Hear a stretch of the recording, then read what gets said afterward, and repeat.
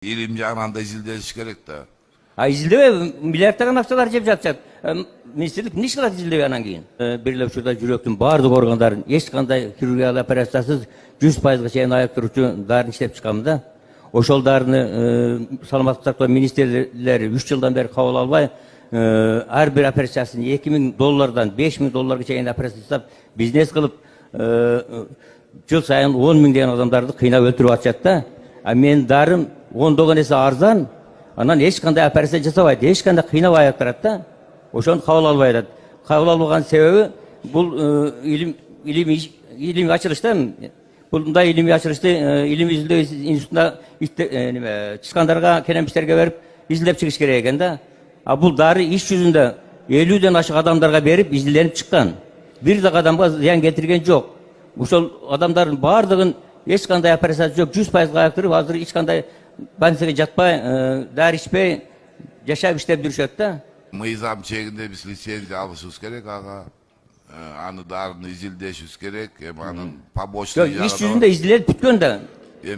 Сиз иш жүзүндө ал мындай илим жагынан да изилделиш керек да. Изилдебей миллиарддаган акчалар жеп жатышат.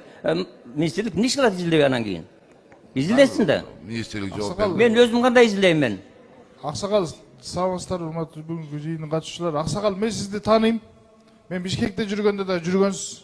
Бишкекте иштеп жүргөн көп жолу баргансыз. Азыр ошон үчүн мен сиздин жаныңызга бардым. Аксакал дагы баягы вопрос билсем, жок, ал эмес деп койдуңуз. Мен анан бул аксакал мурунтан эле чуркап жүргөн киши, муну баары көпчүлүгүбүз эле тааныйбыз. Бул аксакалга бир канча жолу айтканбыз, бул доказательный медицина деген нерсе бар. Ошол жактан доказать этиш керек. Илимий жагынан да доказать этиш керек. Анан сиз министрлик жак колдоп атат тиги бу дебей, муну деген баягы департамент лекарственное обеспечение деген центр бар. Ошол жакка барышыңыз керек да, аксакал. Саламаттык сактоо министрлиги 10 000 адамдарды өлүмдөн сактап калуу боюнча бюджеттен бөлүнгөн акчалардын эсебинен ушуларды изилдөө жүргүзсө болот да. Мен кайсы акчама изилдөө жүргүзөм? Өзүм жанымдан изилдөө жүргүзүшүм керек экен мен. Илим изилдөө институтуна барсаң, чыккандарга, келемиштерге берип изилдөө жүргүзүш керек дейт. Кесибиңиз медикпи? Жок, техник, механик. Мен изобретательменде ойлоп табуучумун. Ошо түрдүү нерселерди ойлоп табам да.